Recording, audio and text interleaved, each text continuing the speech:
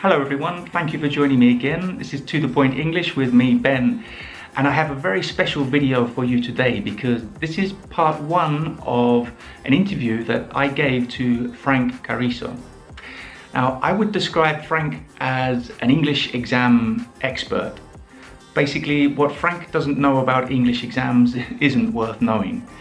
Now, of course, in my channel, I share lots of tips and advice on how to pass specifically the Cambridge English exams, the B2 first, the C1 Advanced and the C2 Proficiency. And I have lots of experience of helping students pass those exams. But Frank can offer a different perspective, a more insider perspective. So he has knowledge and insights that I learned a lot from, and I'm sure that you will too. Now, the questions that Frank answers today were put forward by members of my Telegram group. And there's some very good questions, I have to say. But if you would like to join my Telegram group, then click on the link in the description, send me a message, and I'll add you to the group. It's completely free. Now, Frank also has a fantastic podcast called What You Say in English. So I'll also link to that in the description. I really encourage you to check that out if you're planning on taking an English exam in the future. So this is quite a long interview. That's why I decided to break it into two parts. But I think you'll find it extremely useful, and the insights that Frank shares are invaluable, really. Before we start the interview, I should just explain my Zoom background that you'll see in the interview. It's a photograph I took of my favorite pub in Cambridge a few years ago. It's the pub I always meet my friend in when I go for a couple of drinks in Cambridge. But as I haven't been able to visit England or any pubs recently, I thought that was the closest I could get to it. Okay, let's get on with the interview. Don't forget to subscribe if you haven't already, and enjoy it.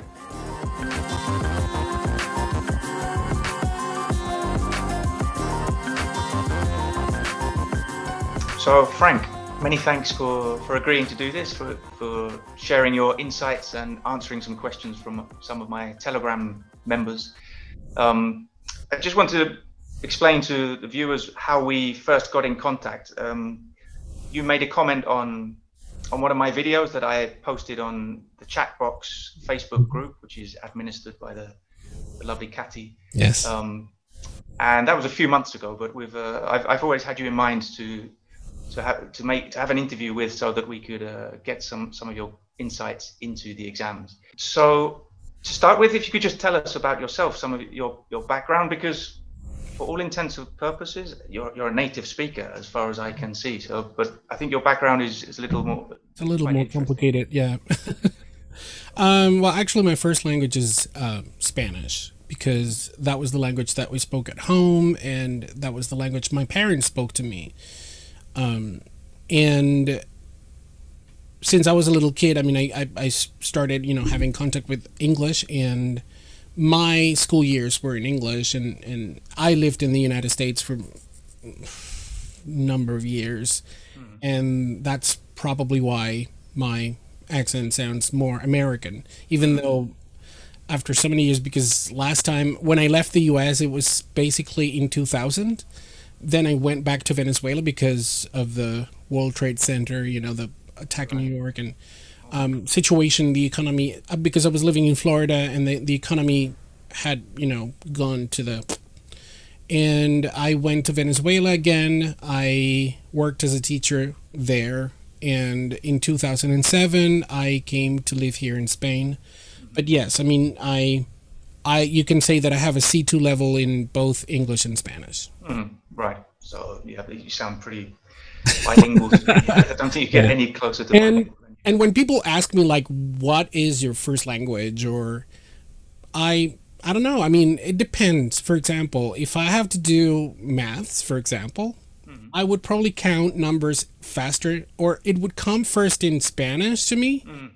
But when I do have to do like reasoning, like write something, English is my language. I mean, I feel more comfortable writing something in English than in.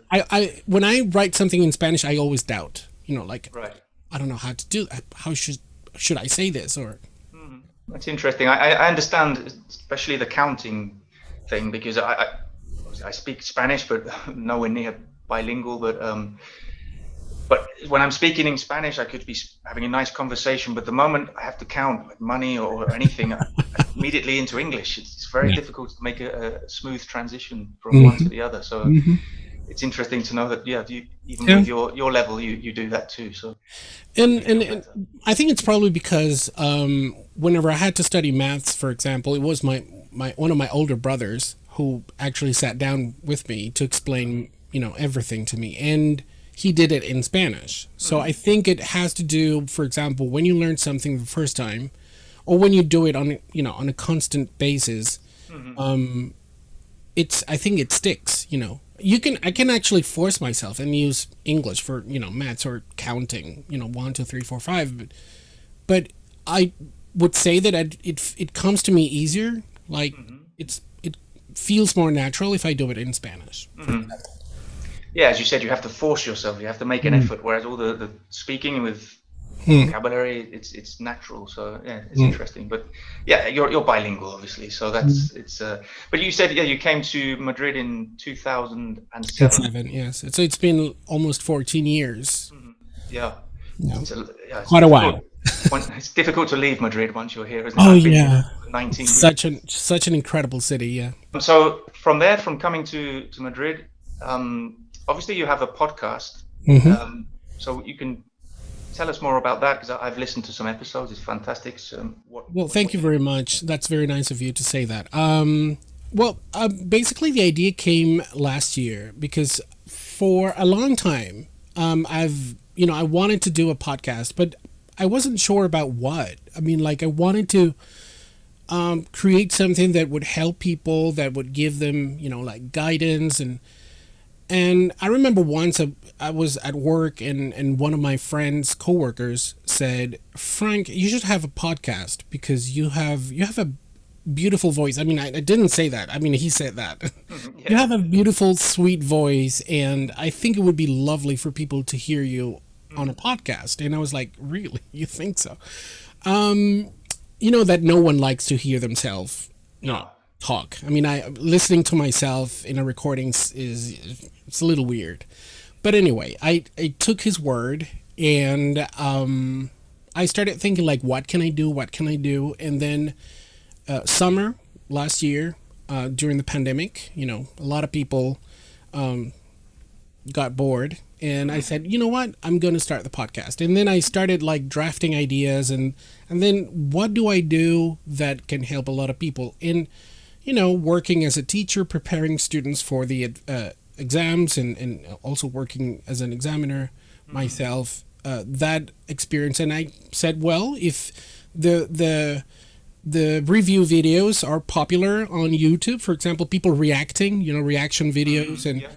like people giving their professional opinion about something. And I'm seeing myself, I mean, I'm guilty as charged. Mhm. I've seen lots of videos of people giving professional comments, and I said, well, I can start with a podcast because a podcast requires less preparation than a video, for example. I Mhm. mean, the level of production you have to do, you need to have with a video, it's bigger.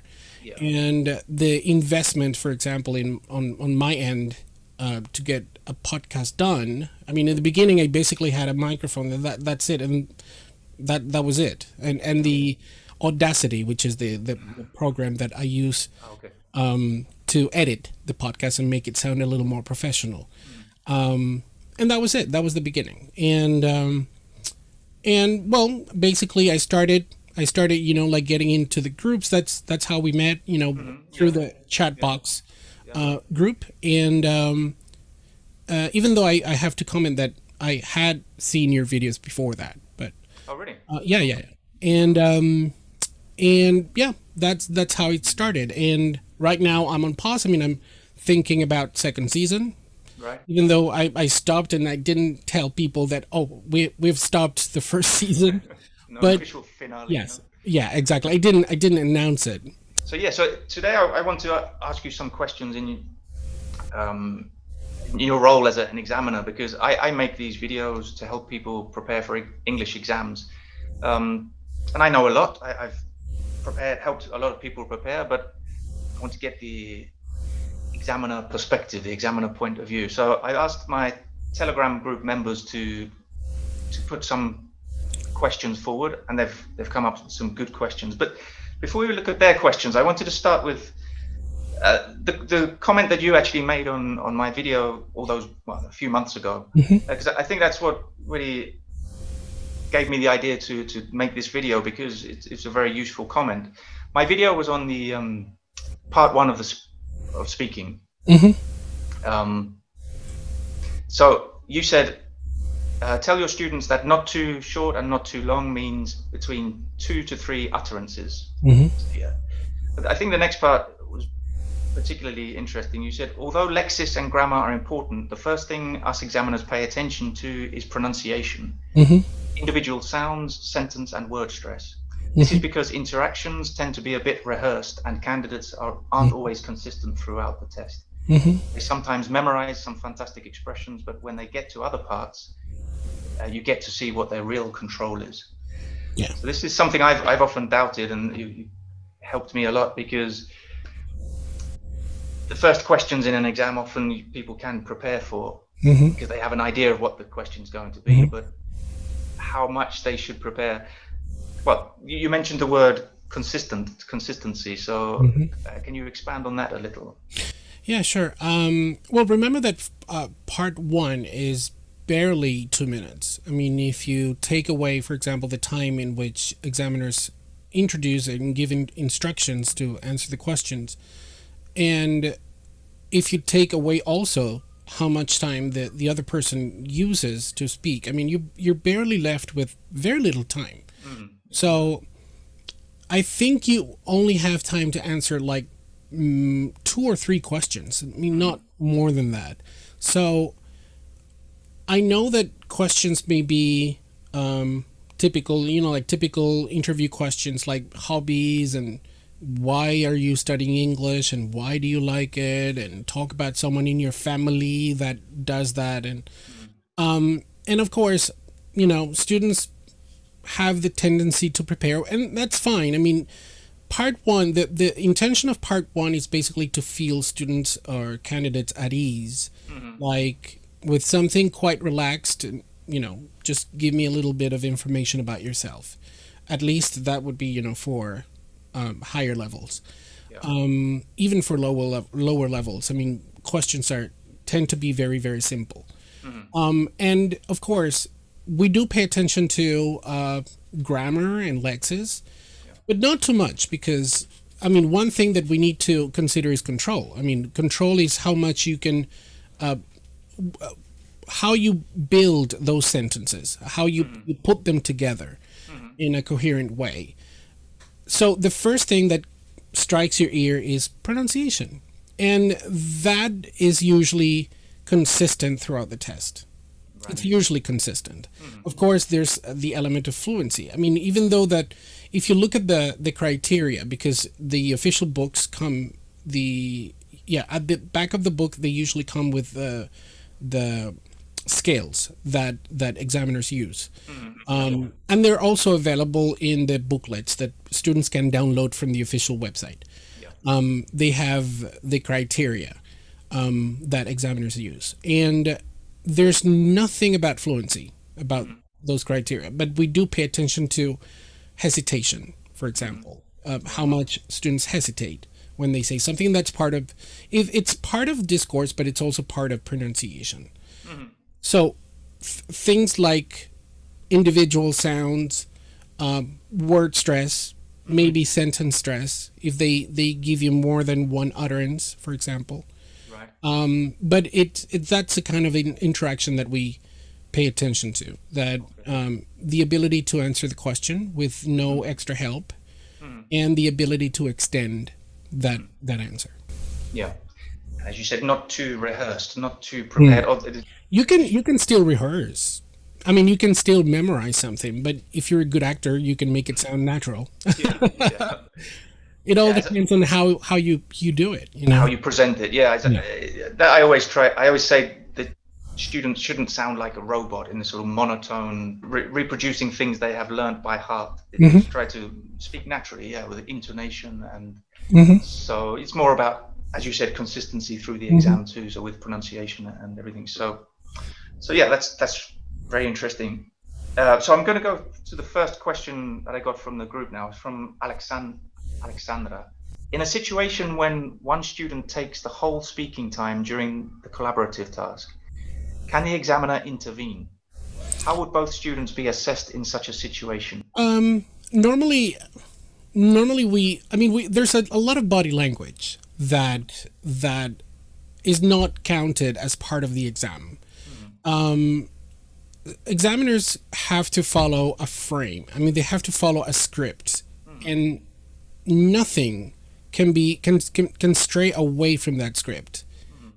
Everything that comes out of the examiner's mouth has to come from the script, and this is basically to ensure fairness, that no one has had advantage over other candidates. And if you take the exam in I don't know, Timbuktu, is the same exam you will take in China, or the same exam you will take in Finland, whatever. So to ensure that level of quality, I mean, everything has to come. There's no freedom. So examiners intervening, it would probably be with body language. Body language in what sense? If you're taking too much time, I look at you and then I look at the other candidate like, Right. Okay, I'm waiting for you. But of course, and this is something that students need to keep in mind. In interaction, if you look at the scales, the ones I told you that you can find in the booklets, in the official booklets, and if you look at the last criterion, which is interactive communication, there are certain elements that students need to remember, and it's initiate, respond, and extend. Like the ability to, students need to initiate a new topic of conversation, then they have to respond to that, and then they have to extend on that. And whatever the other person said, you also have to extend it. So that requires from you as a student, for example, to propose a topic and let the other person say what they think, and then you respond to that. And if you want to extend on that, that would be a lot better. So there has to be an interaction. Of course, if in case a student is controlling the conversation, it would be the job of the examiner to try to keep any imbalance that was produced in, for example, let's say part 3, and then in part 4, the examiner would probably direct more questions to the other candidate to give them more opportunities to speak. Okay. Right, I see. Yeah, it's interesting. Yeah. So the examiner will use a common sense and the feeling for the situation. Yeah.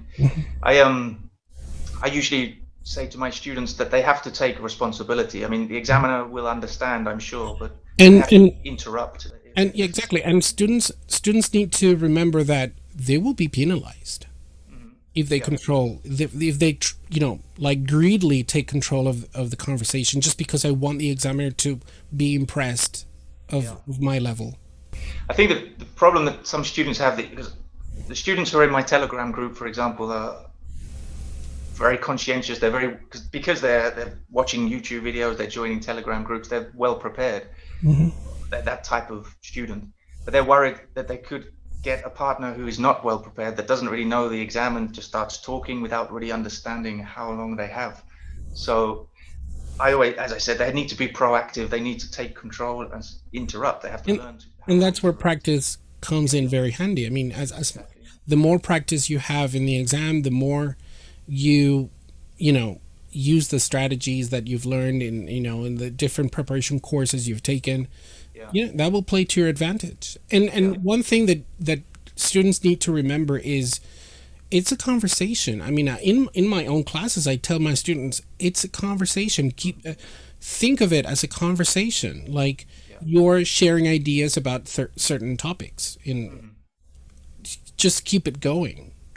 Keep the interaction going. Yeah, it's your opportunity to. As you said, the time is very limited in these the speaking parts of these exams, so you have to be proactive and make sure you take your opportunity. But the body language thing and the fact that the examiner could direct their questions first to the other student in other parts, that's very interesting. The next question from Leo: Leo is a little bit famous because he appears in one of my videos that we made on the speaking part of the exam. So he is asking, is interaction and communication more important than fulfilling the series of questions? We guessed, we spoke about this in the class, we guessed we might be allowed to focus on a question, on one question, as long as the conversation keeps going. So really it's the last part of the discussion part. If the students just answer one question but have a nice long conversation that takes up all the time, is that okay, or will the examiner need to ask more questions? I think Leo is onto something. Yes. It doesn't matter if, for example, in part 3, the two students don't have to cover all the topics as long as there's no repetition, because if you repeat the same idea over and over, it doesn't make any sense. Right. The whole point is like you showcase a variety of structures and linkers and ideas, and it's the language. I mean, it's not even the ideas that you present. I mean, you can have the most outlandish, crazy ideas, Yeah. as long as you present them with good language. I mean, it's basically a language test. So Yeah. we don't really pay attention to, for example, something crazy that they say. So Yeah. basically it's a language test. So in if they spend the whole time, for example, in part 3, speaking about one of the topics, that you have a question in the center, and then you have, like all the topics around it. You can spend the whole time talking about the first topic, as long as you keep initiating new topics within the topic. I don't know if it makes sense. Yeah, I understand. Yeah, not just going around in circles. Exactly. So you can spend the whole time talking about one single topic, and you can have this wonderful conversation about, oh, and what about this? Well, we haven't thought about this, and Okay. oh, that's a very good point, because that makes me think of blah blah blah. Many times what I've seen, for example, is that in my classes, when I do practice and mock exams and things like that, I've seen students, for example, linking when they come up with when they're talking about one topic, and then they link it. Oh, that reminds me that there's this other point here that also talks about this. So that's a very nice way, for example, to link one topic with the next. That also can be done. But yes, I mean, you can spend the whole time talking about one single topic, as long as you keep it going and you don't repeat the same ideas, and you can initiate another subtopic within the same topic. Okay. For example.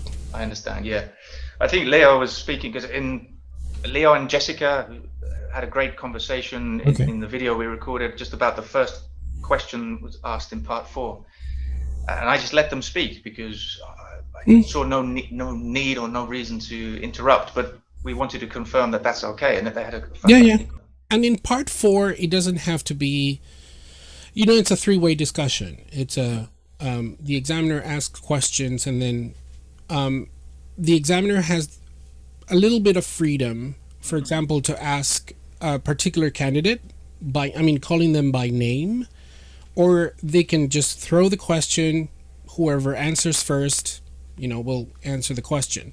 Right. But that doesn't mean, for example, that if I say, for example, Ben, some people say that blah, blah, blah, blah, what do you think? That doesn't mean that the other person cannot talk. I mean, after you say something, the other person can say, oh, well, actually what Ben said is true because blah, blah, blah. So it doesn't have to be like a one-way, like I ask you, then I ask you, then I ask you. So there can be also interaction between the two students. I mean, the interlocutor, the examiner who's sitting in front of them, is basically directing questions. I mean, it's not taking actively, part actively in the conversation. Just, and if there's little interaction, for example, if a candidate, for example, says something and the other person hasn't talked, I can, the examiner can turn and say, and what do you think? Asking the other person. But students need to know that they have the freedom to intervene, of course, without, causing any, rude interruption or anything. But, like they can intervene, they can take part in the conversation as well. Yeah, it's as natural as possible. It's just Mhm. and again, for me, common sense is that you don't. It's a conversation, so you Mm. speak as you would in your native language, but Mhm. as much as possible in Mhm. English. So it's yeah, that's good, very interesting. Mhm. The next question is actually from Jessica, who is the other participant in the video with Leo that I was talking about. So she says, yeah, this is an interesting one. You know that often mistakes depend on the nationality and the mother tongue. Italians make typical mistakes. Spanish make their mistakes, typical of their language. Sometimes we translate from our native language, making grammar mistakes. Do the examiners consider, understand, and accept these kinds of little mistakes? So she gives an example. I don't pronounce the H correctly sometimes because in Italian we don't have the sound, the H sound. Yeah. You get the idea? Yeah. Yeah. Okay. Um. Well. I think how can I explain this without sounding too confusing? Because pronunciation has its own set of descriptors. Mm-hmm. But I think the most important thing that examiners pay attention to is intelligibility. I mean, the intelligibility is twofold. I mean, it's a skill, of course, if you speak clearly, and the other person is capable of decoding that information and make sense of it, Mm-hmm. then we can say we have intelligibility. Mm-hmm. And intelligibility is quite it's very tricky because even among native speakers, intelligibility can be compromised if the person has a very thick accent. Mm-hmm. For example, in my case, I mean, like people ask me, like, do you understand everybody who speaks English? I mean, like native speakers. And then I say, well, yeah, generally. I mean, there are, for example, people from Australia that I might find difficulty understanding, or people from, even though I love the Glaswegian accent, Mm-hmm. I find it hard sometimes Oh, me to too. like Me too. Yeah. really get it. Yeah. Even though I love accents in as a personal thing. I mean, I Yeah. love accents. I love the musicality that people usually bring to the English language. Yeah. And in general, I would say that intelligibility is the most important thing. Mm-hmm. So, does it really matter, for example, that I say happy instead of happy? Mm-hmm. I think within context, Mm-hmm. if it's a repetitive trait, we Mm-hmm. do. I mean, it's considered. I mean, it Mm-hmm. is. It can. You can say that it's penalized. Mm-hmm. It's an individual sound, and if it's consistent, then it becomes a hindrance. It Mm-hmm. becomes a hindrance in communication. So, Exactly. Yeah. in a way, consistency. I mean, how frequent you produce that trait. I mean, I Mm-hmm. wouldn't call it a mistake. It's just the way you say things. But it can become a hindrance Yeah. if you repeat it, for example. I would say practice. I mean, in if you say, for example, the difference, Spanish speakers, for example, have a problem with the B and the V. Mm-hmm. For example, instead of saying best, or saying, for example, oh, she's wearing a vest, Mm-hmm. they would say she's wearing a best, for Mm-hmm. example. Yeah. It's not much of a problem.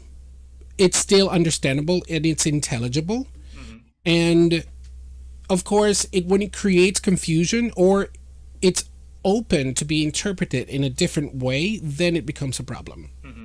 Mm-hmm. Understand? Yeah. Like, I don't know, like do your best or like do your vest. I don't know.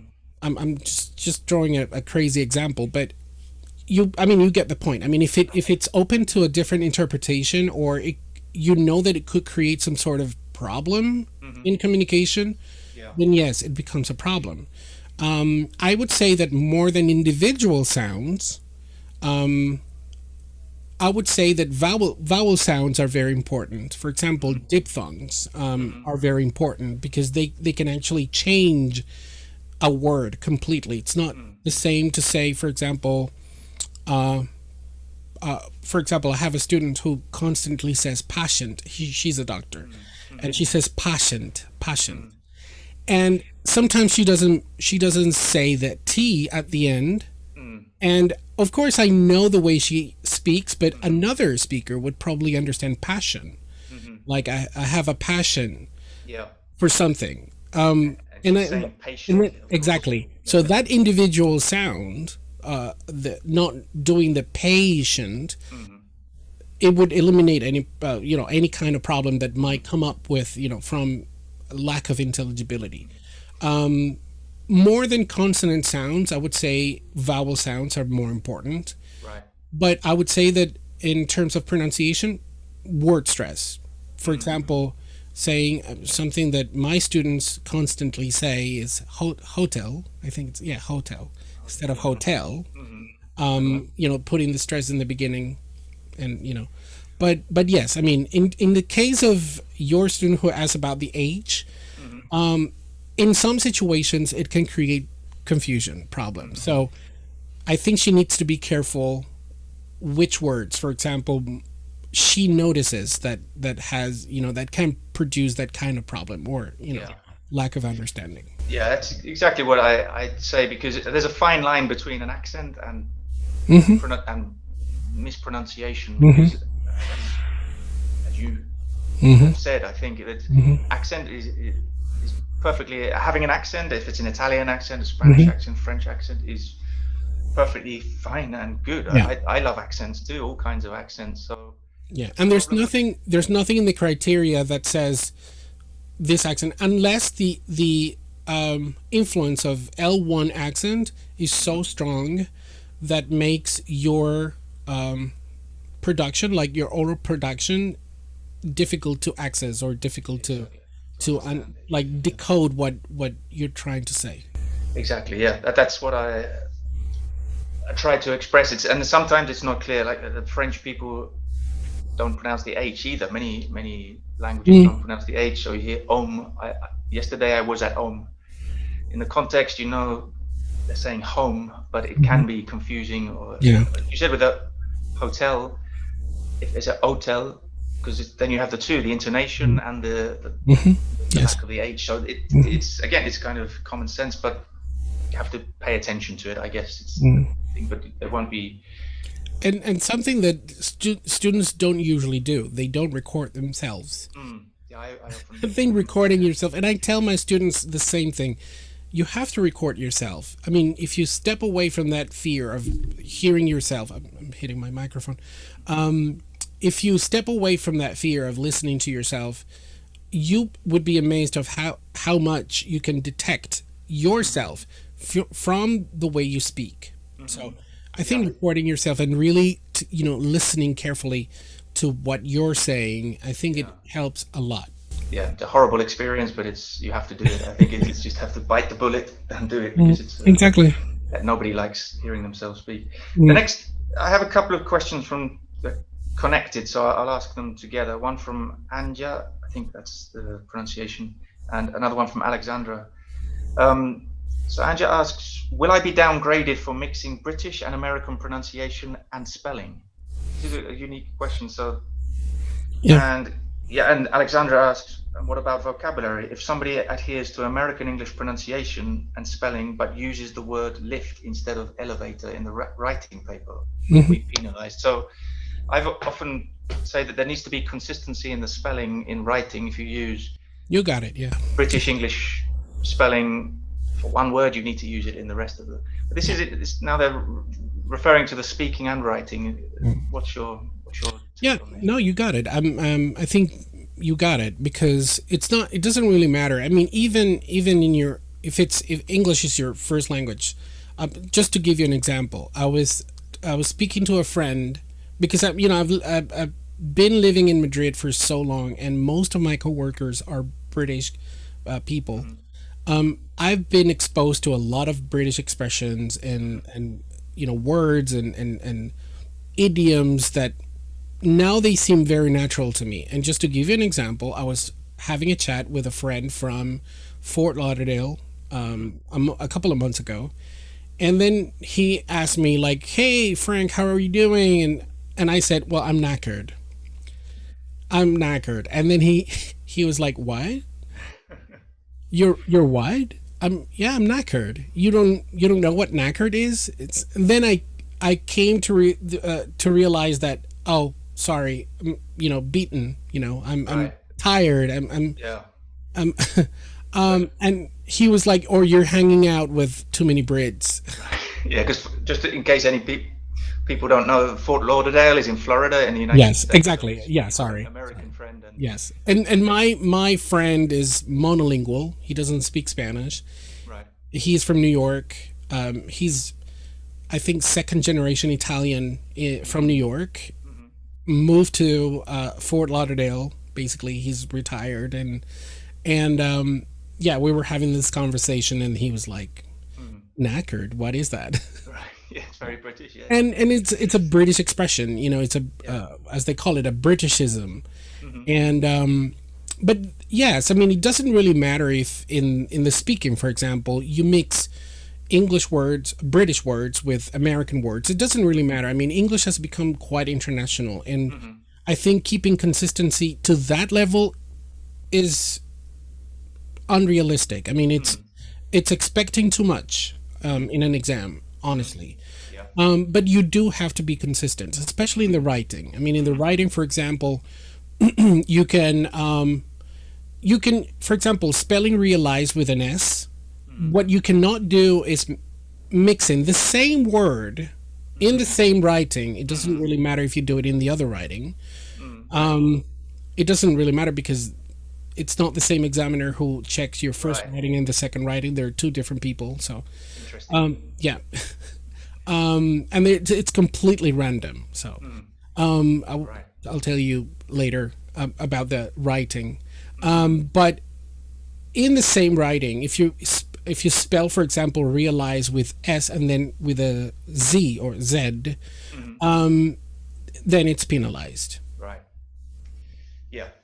It And doesn't if we, matter. Sorry, it doesn't matter yeah, if you say, for example, lift, and then later you say, for example, I don't know, another an American word. pants, pants for trousers. Pants, exactly, pants Yeah. instead of trousers. No, it Right. doesn't. That I mean, that kind of no, it doesn't matter. It doesn't really matter. But for example, if the student uses the British English spelling of color in the first paragraph, but then the American English spelling of neighbor in the third paragraph, Well, that would be a little bit of inconsistency because it's inconsistency. word building. Yeah. It's word building. It's the using the suffix.